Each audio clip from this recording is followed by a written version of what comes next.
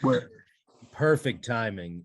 My blunt is not lit, but I am awkward as fuck, and I have a fucking celebrity with me today.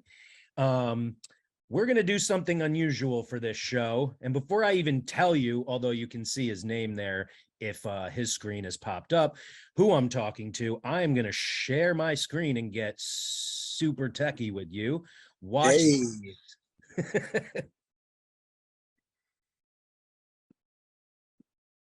It is my great pleasure to present you with the Chief's Award for Valor in recognition for your heroic efforts. Congratulations.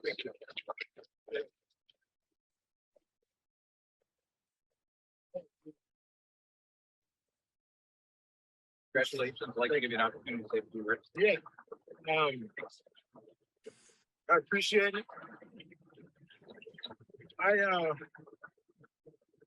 I feel like I did what anyone would have done with the little bit of training that I have.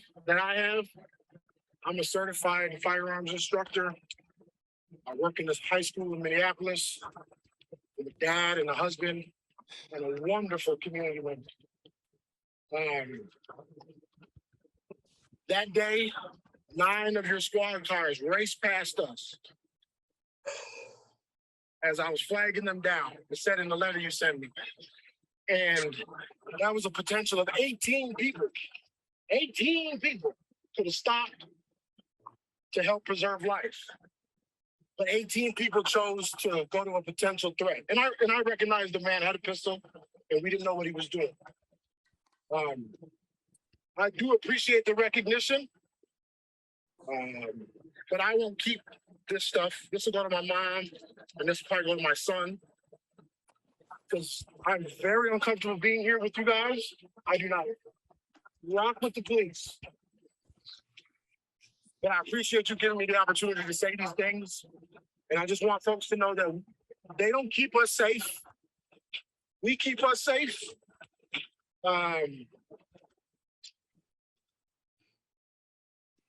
Riots work. Thank you. Appreciate you. Thanks, Alex. I can take this with me? Thank you. Y'all be safe out here. Great work. Thank you. Thank you. Appreciate it. Oh my God. Are you kidding me? So like I say this stuff, but I've never had the opportunity to say it where my man Alex Mingus said it. And I also am not sure I would have. And I honestly, I look the way that I do. I really don't know if I would have done it if I looked like Alex. And also, rightfully, a lot of people are saying what Alex said, be safe out there. Alex was saying it because he's fucking hilarious to the cops, but these people are worried about Alex, and so am I. But I'm less worried than I am incredibly impressed, excited, like proud. I'm so proud of this guy. All right, so his name is Alex Mingus. If you didn't see this viral video that has certainly, I mean, one version of it that I shared has over 6 million views. And, you know, Alex went from a wonderful community member, a man who works at a high school, a husband and father, and a firearms instructor, to a legend, a famous person for the right reason in a world where people are constantly getting famous for the wrong reasons. I'm going to quote my man here a few times. I think my favorite part was you saying, I'm very uncomfortable being here with you guys. Yeah. That was so honest. Like, yeah. That's how I feel. Like, I got caught in New York City like a few months ago at like in the middle of a police officer funeral. There were thousands. I was freaking the fuck out. Like, they were like touching me in every direction. And right. And so like, I get that. Okay. And again, I look the way that I do. Right. Also, I do not rock with the police. I love that because that's That's our language. And it's Yep. also not even really what you wanted to say. Absolutely. They don't keep us safe. We keep us safe. That is everything. That is why I co-created the 10 demands. That is why I'm an abolitionist. That is why I am for community self-defense. That's why I'm going to ask Alex about being a certified firearms instructor. That's why I'm for mutual aid, and on and on and on. And yes, as I've said many times, riots work. Riots are not just the voice of the unheard, but riots scare the shit out of the establishment. So when I bring the 10 demands to your city council, you're going to say, damn, Awkward's not nearly as scary as those motherfuckers burning shit down. Right. Alex, thank you, man. I can't wait to meet you in person. That's Yes, sir. actually happening. Yeah, I'm that's talking crazy. to you in Minneapolis, but I'm just glad to be here with you virtually today. Welcome. Thank you. I appreciate it. Yeah. Thanks for having me. I'm excited to meet you in person and kick it. Thank you for having me, and thank you for letting me say a few things today. I can't wait. My pen is not working. I'm over It isn't. and I'm so pissed. But anyway, so let's just start off. I don't even know where to begin, but I think the people really want to know a couple things, and then maybe we'll work backward. Right. Start off by, what were you getting an award for? What did you do as a community member that the police refused to do? So October 8th of 21, I was driving my wife to work. She worked downtown St. Paul at the time. And let me close this door. And we were driving down the road, and I heard what sounded like a few shots as we were at a stoplight, but I recognized them as not being very close, so I wasn't concerned. And then as we went to the next set of lights, there was a Speedway gas station to my right, and I seen a bunch of dudes like running into the gas station as if they're trying to run away from something. But I couldn't see a shooter and didn't see nothing.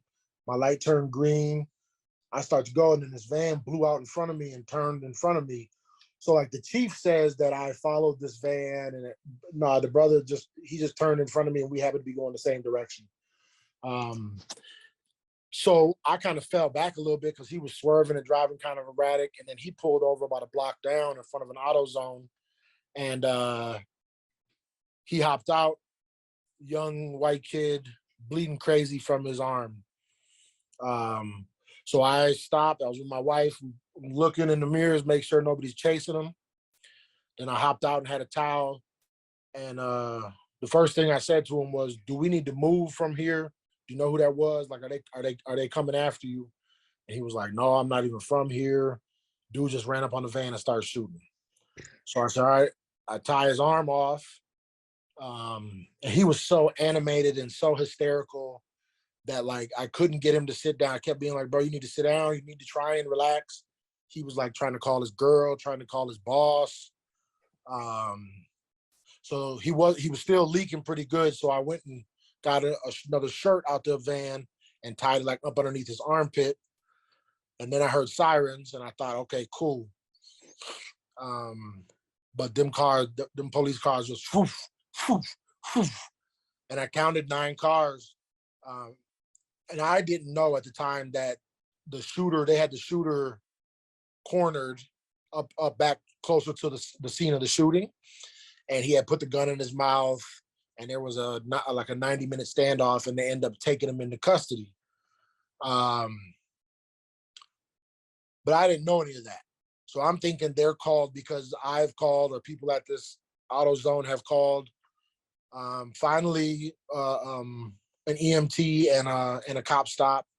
They take him to the hospital. The cop gets my information.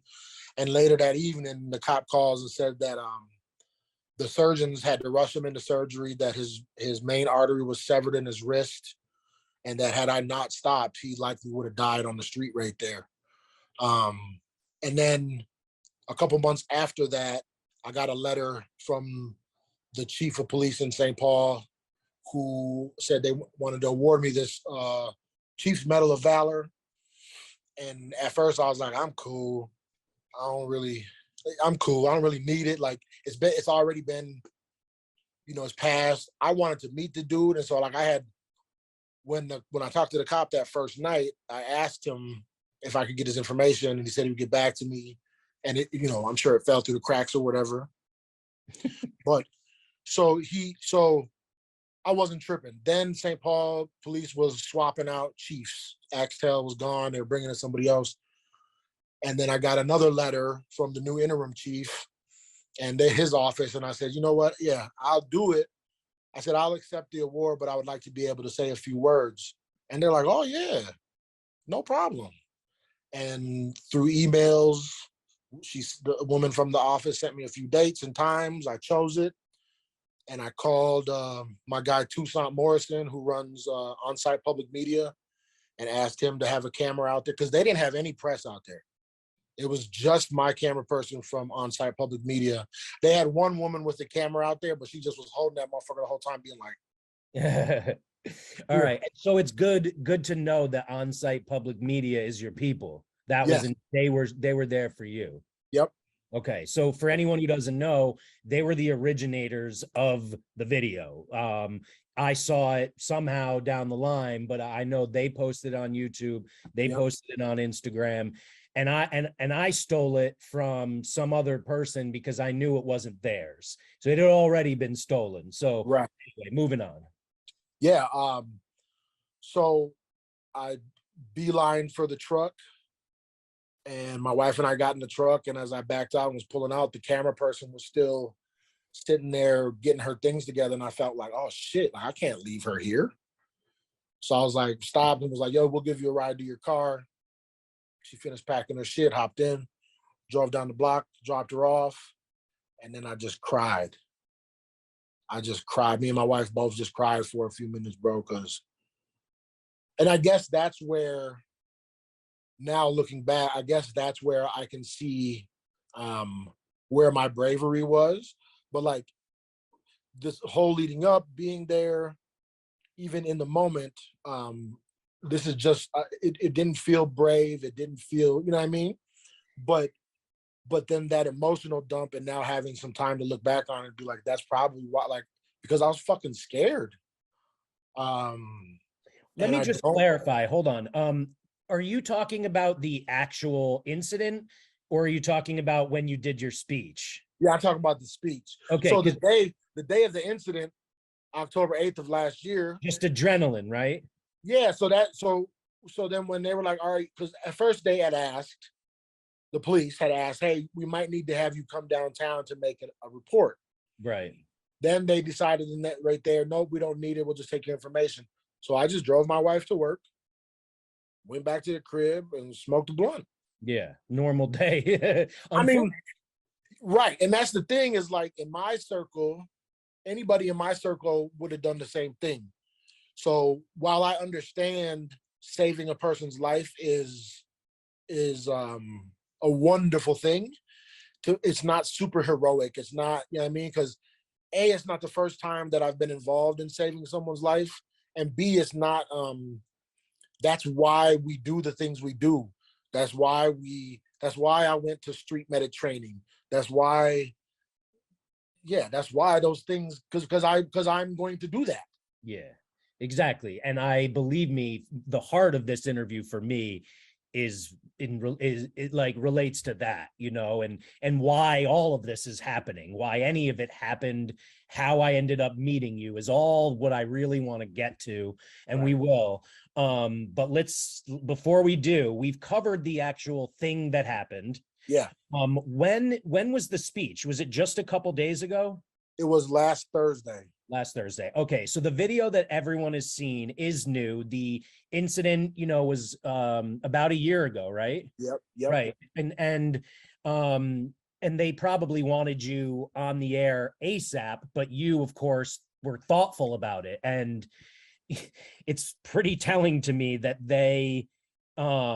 it was so important to their PR for some reason to get you to do this, that it is difficult for anything to pass from one administration to another. The fact that that letter to you got sent twice, with two different chiefs' names. that's what I mean. And oh God, did it hurt when you said what you said. So let's talk about that. That's the second part of what everyone wants to know. You were scared, rightfully so. You know, I also, as I said from the beginning, would have been fucking terrified. Just tell me what was going through your mind. Tell me what, if anything, was like planned versus what just came out. Yeah, like what did their faces look like when you were saying it? Sure. So I didn't have, so I'd had a few ideas spun around, like, I want to bring people from George Floyd Square who I know to be real heroes and have them stand with me, or I want to bring like a bunch of kids that I work with, and I want to do, but I'm not a good logistical, like keeping plans and dates, so that was going to be tough. All that I knew was that I wanted to touch on the amount of police that went past us. But beyond that, I was just freestyling. I know it looks like I looked down at a paper, but that was the chief's paper that ended up blowing up. And so I was looking down and looking above them because I didn't want to engage. But when I took the hoodie off, I recognized one officer to, like, he was kind of chuckling, and he almost got me off my square. I almost like zoned in on him, and like, but I stayed the course. And the riots work piece was like, I saw it spray painted on our Minneapolis Police Department's first precinct downtown after Amir Locke was killed. And I was like, that's fucking dope. And then a few days after that, we had done an action downtown in front of Bolero Flats where Amir Locke was killed. And that was the first time I'd gotten on the mic at an action. And that just came out. And then there's a buddy of mine that I work with that, like, he just, ever since then, he's been like, man, that's so crazy. Riots work. And so he always joking around. So that day when we was getting ready to go, I said, you know what, I'm gonna say riots work. So yeah, riots work, and the 18 people was probably the only thing I had planned, but past that, I was just freestyling. Damn. All right. So we, and that's incredible, man. I did get a bunch of, so right when I bounced, again, I didn't shake no hands. I didn't look at anybody in the eye, but I did hear, and you can kind of hear it at the end of the video where they're like, thank you, Alex. Thanks, Alex. So I did get a few thanks, and but I also didn't give anybody an opportunity to rebuttal or defend or lash out. I was out of there. Yeah, very smart. I would have been out of there too. And also, they've had more than enough time to share their perspective, right? Right. And that's the dominant narrative, and it's bullshit. So Right. we're gonna now, you know, control that narrative. And man, you know, you really did it well. So all right, let's go back to the beginning. What, are you from Minneapolis? Yep, born and raised.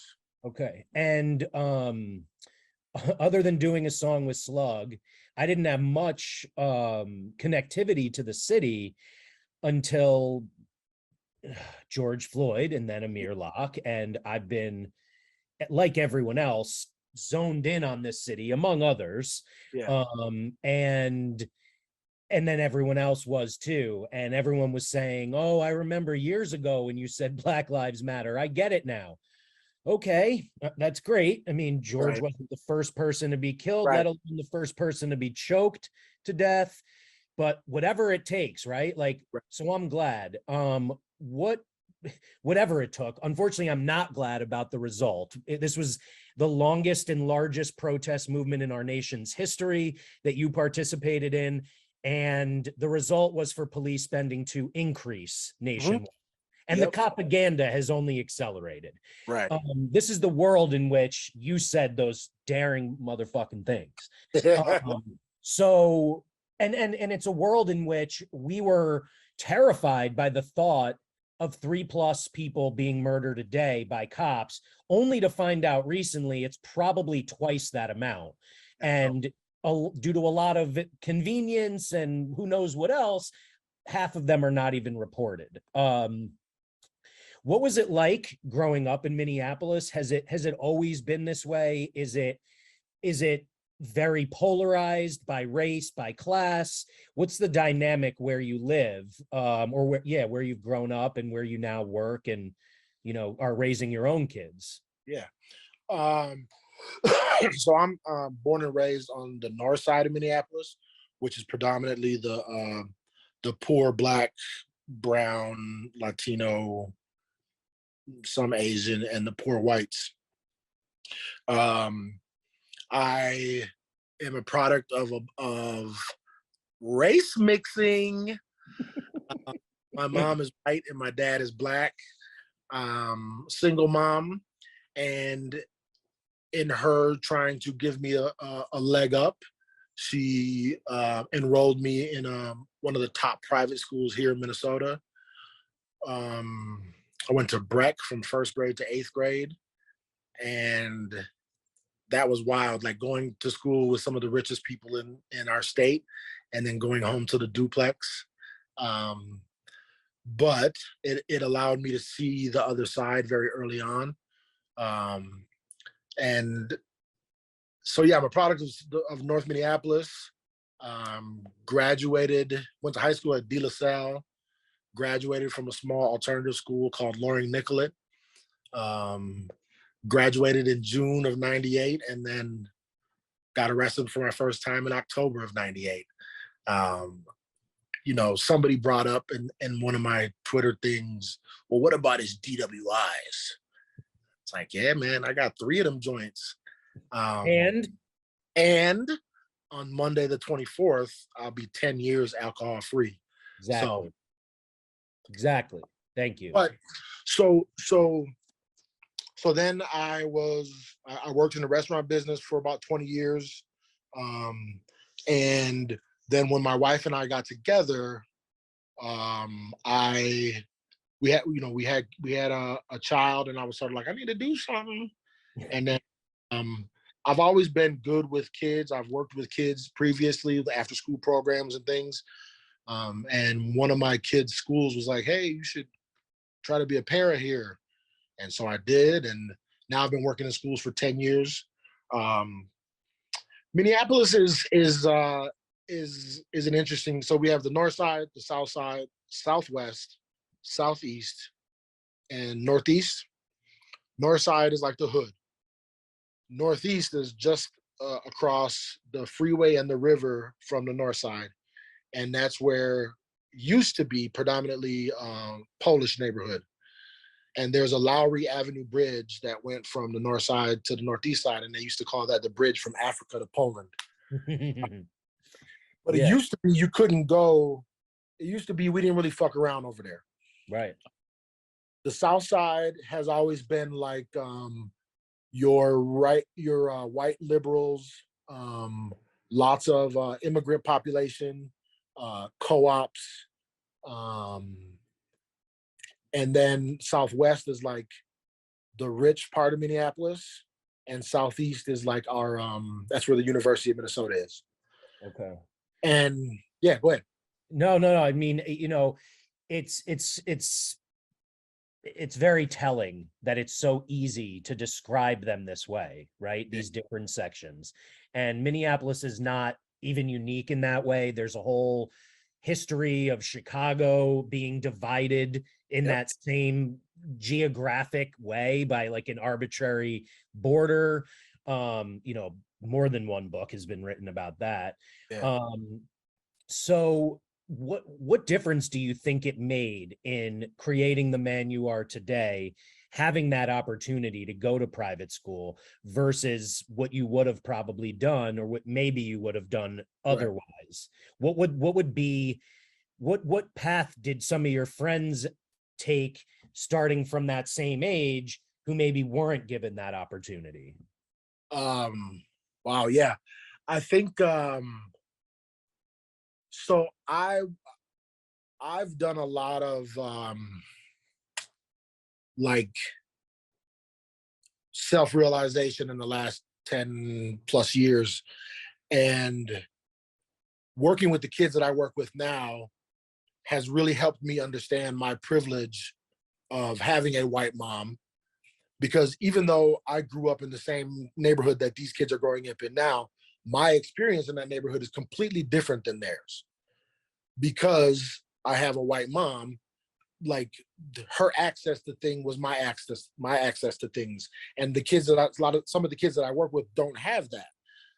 So I started really being like, okay, yes, even though I know that I'm a Black man, I am afforded some privileges because I have a white mom, and I need to make sure that I use that in a way that helps some of these other kids that don't have it. But also, like, it's pretty crazy how like white supremacy and propaganda can just live inside you, because I can remember a time years ago being like, I've been arrested plenty of times by the police and I ain't never had my ass whooped. They ain't never blah, blah, blah, blah, blah. But I now know that because of my size and stature, and because I speak the way I do, because I'm not undereducated, there's some privileges that come with that. But it's taken me, it was into my 30s, right? But I think that's an important thing for a lot of us to unpack and really take hold of, because it's easy to say, yeah, my experience ain't like that, so it can't be real. I'm a Black person, but that's bullshit, because in the same way that I don't represent all Black people, my experience is not the same as all Black people. Right. And the likelihood of it happening to you doesn't change. The fact that it just doesn't change the fact that you're 300% plus more likely to be killed than I am. Absolutely. Right? Yeah. So and also, by the way, there are tens of millions of USians who look like me who have never looked at their own privilege. Right. And we got you, a Black man, on my show talking about your privilege. So if you're incapable of doing that, white person, yep, Karen or Ken, like, fucking do it. Because, like, I mean, Alex, it's very thoughtful, and very informative. And I'm going through something right now that makes me curious, about your own experience. My wife is Dominican.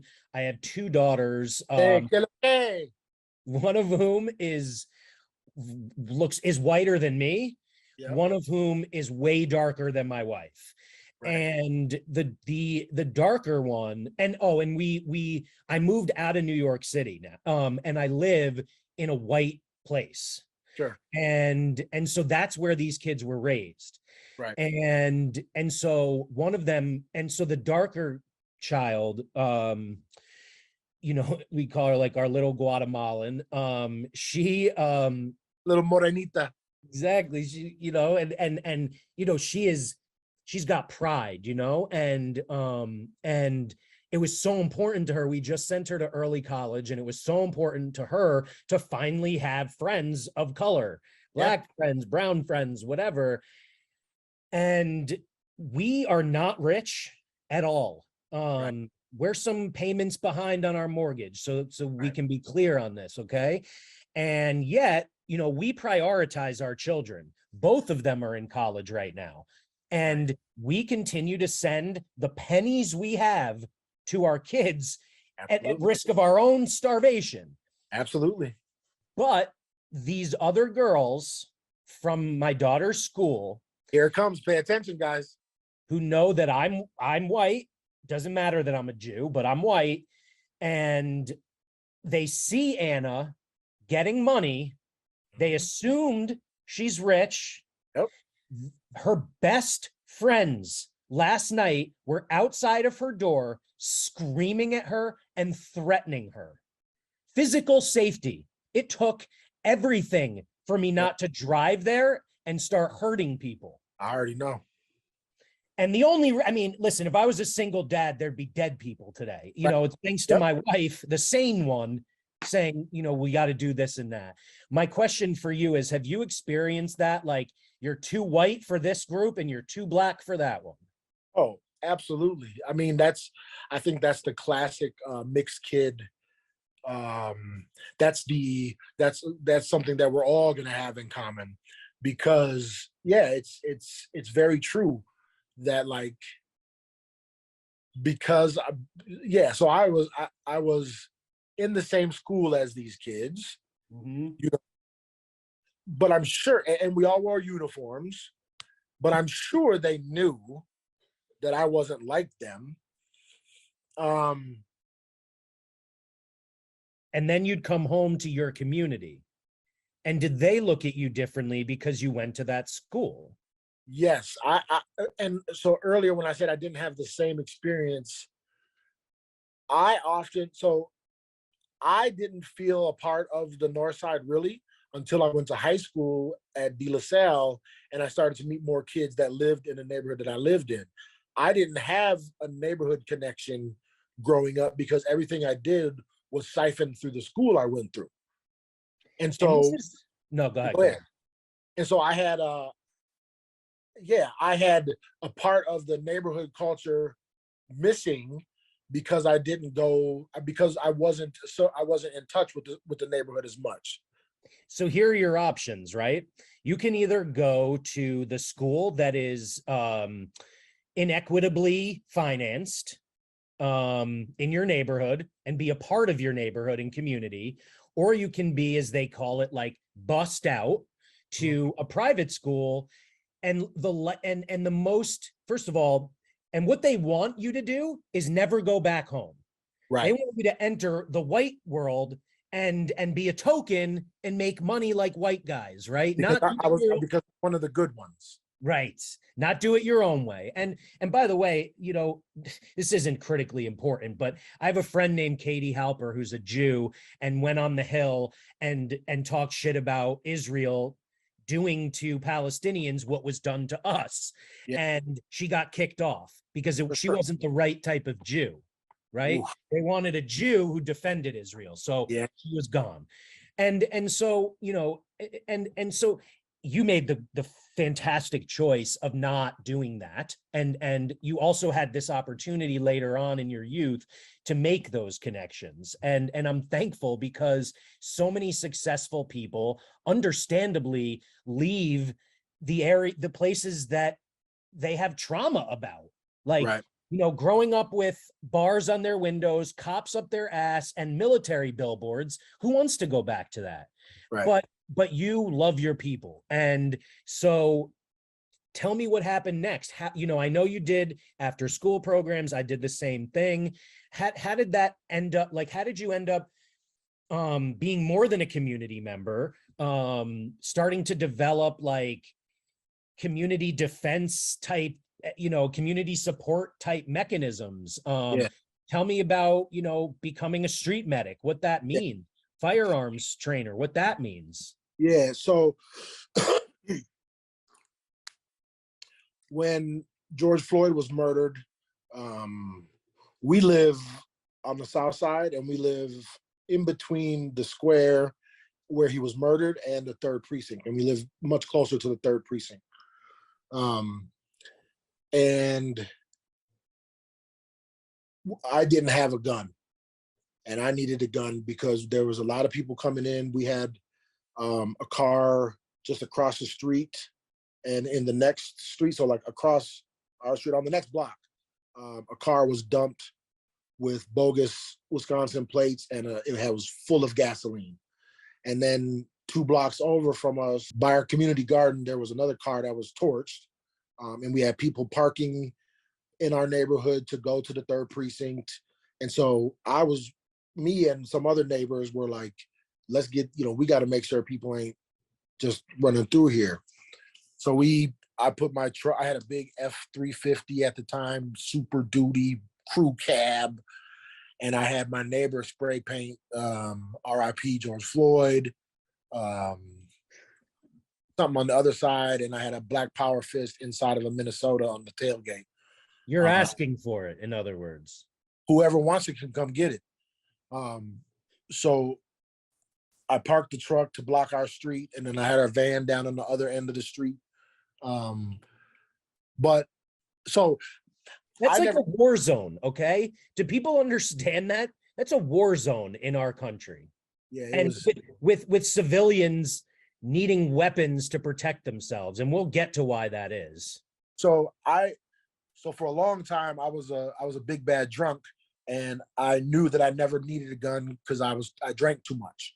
And then I quit drinking, but I was still very angry, and I was like, I don't need a gun because I'll probably still use this motherfucker. We are exactly the same person. Just so then when this happened, I was like, shit, I don't have one, I need one. I ended up having to borrow one, but then it was like, I'm riding around with this pistol without a license. This isn't safe either. So in July of 2020, I was working for Service Master, which is like a restoration company. And we were assigned to clean up the Sheraton Hotel on Lake in Chicago, which was maybe a half a mile down Lake Street from the 3rd precinct. And all of that had been fucked up. And man, the inside of this hotel was crazy. It was destroyed. Wow. I ain't never seen nothing like it in my life. And I do have it on some of my like saved stories on Instagram, some of the videos. It's fucking insane. I never seen so many hypodermic needles in my life. But there's also right in that same parking lot is Midtown Global Market. And it's in an old Sears building. And there was a guy that was brought to my attention. Yeah, this guy over here, he does permit to carry classes. So I pull up on him as I'm leaving the job. I'm like, hey, my man told me you. He like, yep, handed me a flyer. And me and that dude is tight to this day. That's my, we'll get into it. But yeah, so I took the class. Me, my oldest son, and one of my homeboys took the class. We all got our permits. I jumped in right away, got a pistol. My one guy got a pistol. My son still ain't never got a pistol, but he still got his permit. But then I was like, I don't want to just be a dude with a gun and a card. So I got back in touch with my guy from Atlas Defense and was like, I need to learn more. How can I train more? And he said, man, you seem like, why don't you be an instructor? So I went through the instructor course, continued to train. We do dry fire trainings, live fire trainings. Oh, we got to do that when I come visit, actually. Oh, I'm down. Yeah. Yeah. We can. Sorry. I'm being selfish. Nah, I love it. So then when I met Manuel, who's a former Marine, former military police, trained military police, and then unfortunately did do some work with Blackwater for some time. Yeah, so he's serious. Seen the other side. He knows what goes on over there. He knows how it rocks. Like he talk about with that Blackwater shit, just you're on your own, bro. Yeah. Ain't nobody coming for you. Ain't no backup. That shit's crazy.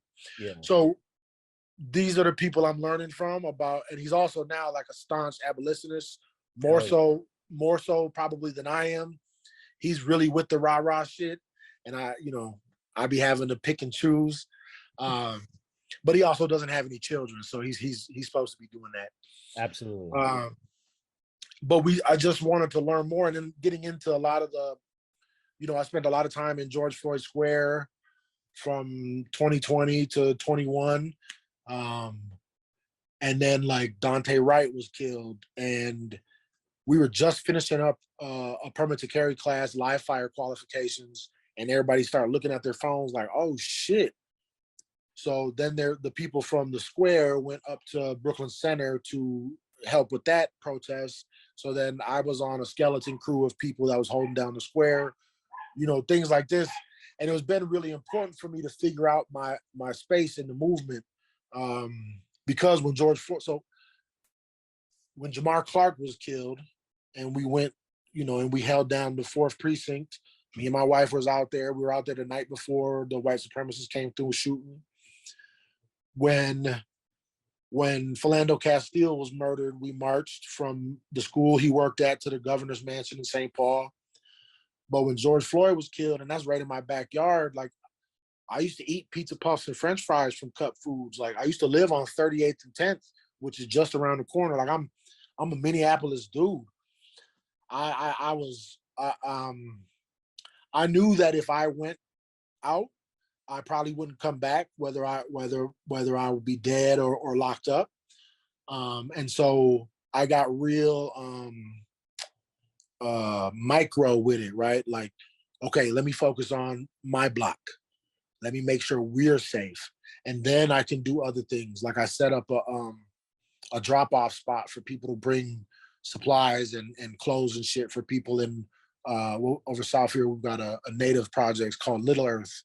And I work with quite a few kids from there. And so I was bringing things over there and like supporting those who were on the front lines. Our spot was a safe house. People were coming and charging their phones, getting snacks, smoking blunts, and then going back out.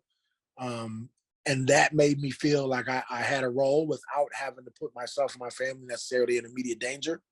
And then my 3 oldest kids was out, you know what I mean? And so as a parent, I was scared.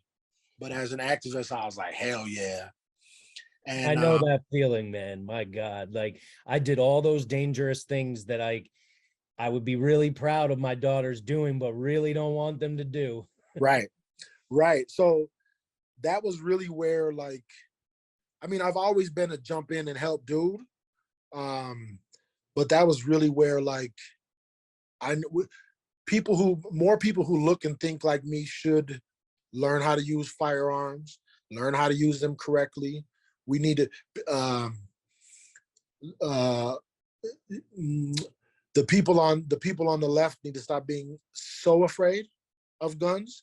Now, there has been a tremendous spike of the left getting guns, and that coupled with training is an amazing thing. But that was another reason like I became an instructor, was like, I want folks who look and think like me to learn from somebody who looks and thinks like them, because this industry is so full of chuds that it's hard for people to get firearms training without the fascism. Absolutely, man. I've never seen it. And it's so exciting that these, and you know, it's not like I didn't know they existed. I never saw it though. And it's so great. It's so great because at the end of the day, what you said is exactly the truth. They don't keep us safe, and they're not even supposed to. No. It's a huge controversy that no one cares about. Not at all. They have a fucking motto that legally means nothing. Legally, they don't even have to help. And that's we're born and raised to believe the exact opposite.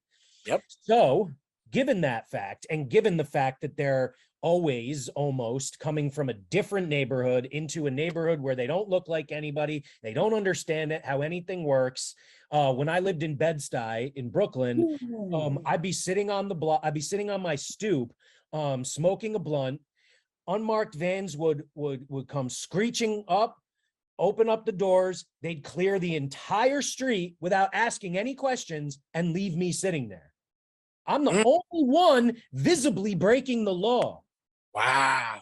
Okay, this is what we're talking about. So, and so it wasn't hard to realize my privilege, right? Jesus, right in my fucking face. Like, yeah, and unfortunately, there aren't enough people who look like me who even give a shit. And for what it's worth, that's why I put people like you on my show and ask neoliberals to watch the show. Yeah. I want Democrats who are well-intentioned but are incredibly misinformed to understand. And it's working. Slowly but surely, it is working. There are way more abolitionists today than there were before, 2 years ago or whatever. And so I'm going to ask you, what does that look like to you? What do you want to see in your community instead of what's been happening since slavery ended? Right. So I think for me, the idea of police going away is not a guillotine drop, no more cops. That seems foolish. But an incremental redistribution of funds to the front end of things, like prenatal care, early childhood development, after school programs, jobs for the youth. If you give kids, babies, the opportunity to let their brain fully develop, especially that frontal lobe, where you have executive function, which is like reasoning, emotional regulation, if this, then that. If our kids have those things, have those skills, and aren't living in constant fight or flight, by the time they're teenagers, we won't need as many police because we'll have a community with more fully developed, emotionally stable people. That's one idea. I also think if we want to do away with crime, listen up, guys, you got to do away with poverty. People break law for the most part. You're always going to have your rich, greedy fucks, but for the most part, the crime and those aren't the ones being criminalized, exactly. Right? So yeah, the crimes that the Republicans or whomever else wants to scare people with, those crimes are being committed because people are poor. correct. It's So we have reduction in poverty. We have which, you know, an improvement in education, improvement in resources, Yeah.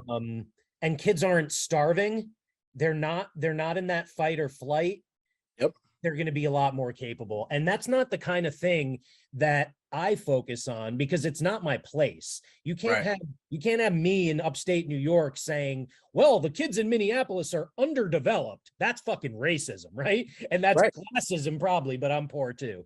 It's really just you live there and you see it, and these kids have potential and are not given opportunities. And that's what, right? True. Yeah, because like you have so many young children running around with traumas that you or I have never seen and can't fathom. And so yeah, their brains aren't given the opportunity to fully develop into the human that they could be. But those synapses can be connected even in later life, but we got to give them the opportunity. And it's not an overnight thing, and it's good, and it's always hard work. But I'm doing my part on a daily basis with the kids that I see specifically, in helping them to understand that not everything needs to be a 10 reaction. Not every person is out to get you. You can't whoop everybody. Not every fight needs to be fought. Like these little things that I'm working on a daily basis, I'll let others who are dealing with the big, you know what I mean? Like, I'm just a guy. Well, I mean, it's not that. That's not it. You are a powerful man, and what you're doing in your community has as much of an impact as the stuff I'm doing. It is my privilege to be able to focus on abolition at a national and global scale because I don't live in a community where I have to save children. Right. No, I appreciate that. And that's something that I need to like always, that I've since the uprising, is like trying to remember. We all have our role. We all have a role, man. PYP, play your position, man. And don't step into somebody else's lane if that's not, because we're all driving to the same park, but we're just taking different ways to get there. You know what I mean?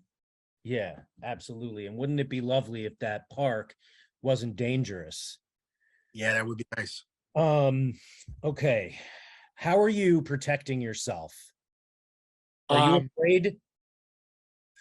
Not at the moment. I have not received any direct threats.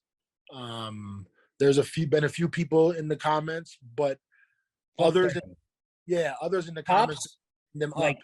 Neighborhood, because fuck, you know, like I got death threats for a while and I was terrified, but if they live on the other side of the country, there's no chance they're coming, most likely. What about Right. the cops in your neighborhood that people are worried about? So what's crazy is the next day, Friday, or maybe it was this week even. Anyways, I was on my lunch break. Oh, it was Friday. I was on my lunch break riding, and two Minneapolis police pulled next to me and kind of double taked, and they start waving at me.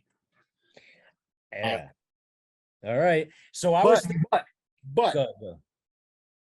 they've Minneapolis police specifically have to have known who I am from Right. the upper, because I had a big loud truck, because I always gave them middle fingers when I saw them.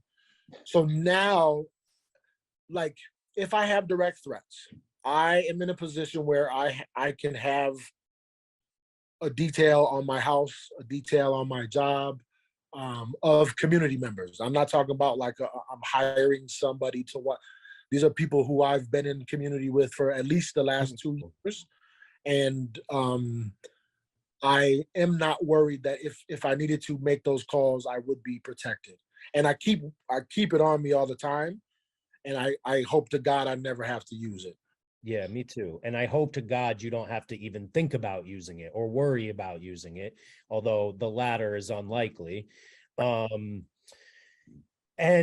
are you more fearful of, that piece of shit who like bombed the police station and said it was Antifa, or are you more worried about the actual people who you pay through tax dollars to protect you?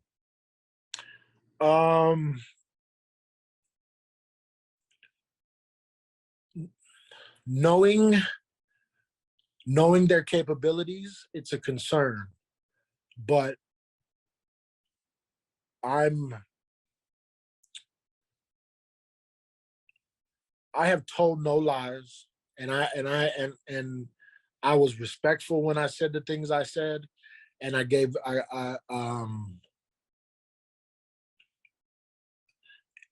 I'm prepared for anything that might happen. And in my city, I feel very safe. Good. Yeah. I mean, there's nothing more heartwarming to me to hear that you have that community that will literally defend you like that. That's exactly what I'm talking about, everybody. This is what community self-defense looks like. This is what mutual aid, dual power looks like. And Alex is living it. He's a living example. And because you were so respectful, Alex, in a way that most people would not be able to if they were able to even get that out. Like, I know I wouldn't have sounded so under control if I was able to say it.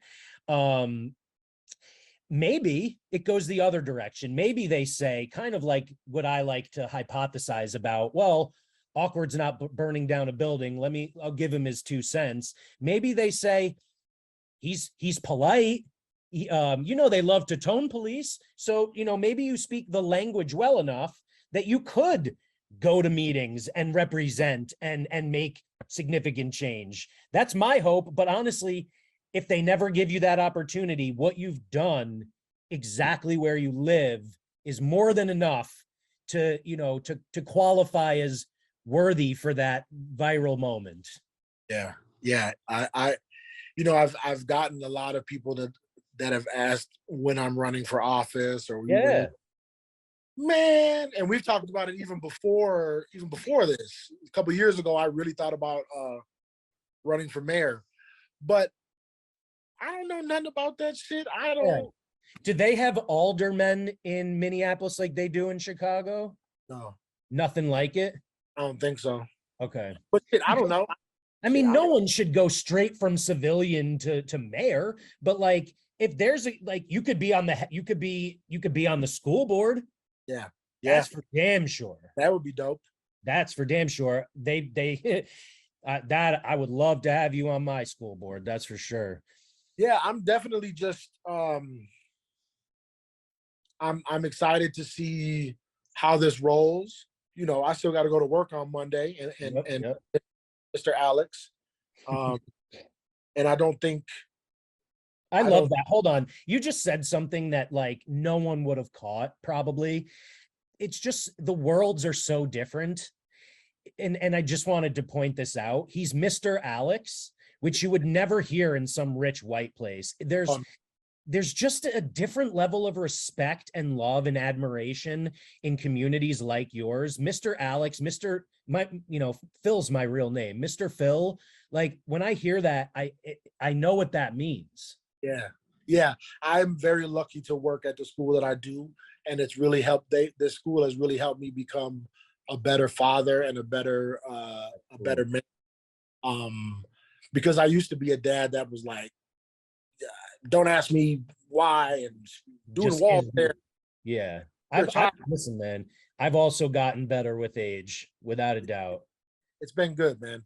And I'm happy to be doing the work that I'm doing.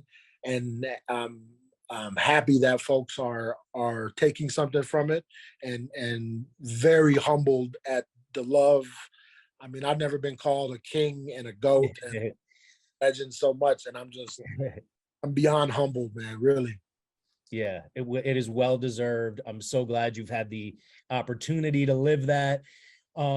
Keep that same level of I don't know what the right word is. Just be careful. Let's not name names, but I mentioned someone to you through DM. Yeah. There are people who are going to try to take advantage of you also. Right. So just make sure that, because you're a selfless person. That's all I'm going to say. Just be careful. Nope. Right? Yeah, you're right. Right. And I help hard, I love hard, and so and it hurts, and you hurt hard. Again, exactly like me. Yeah. The amount of times I'm disappointed that people don't reciprocate. Like, look what I've done for you, and like you can't even say that because that's not why we've done it. Exactly. Yeah. Exactly. I love you, brother. I love you too, man. I'm really looking forward to seeing you in Minneapolis and getting the tour. And I'm really looking forward to getting this interview up as well. I'm not going to waste any time. And let's stay in touch, all right? Absolutely. Yo, tell Chuck I said thank you for posting that, man. Chuck D, Tom Morello, thank you guys. Sarah Silverman, yeah, Hughley, Ben Crump. I'm just flabbergasted. Thank you. Absolutely. I'll talk to you soon. All right, brother. Peace. Peace.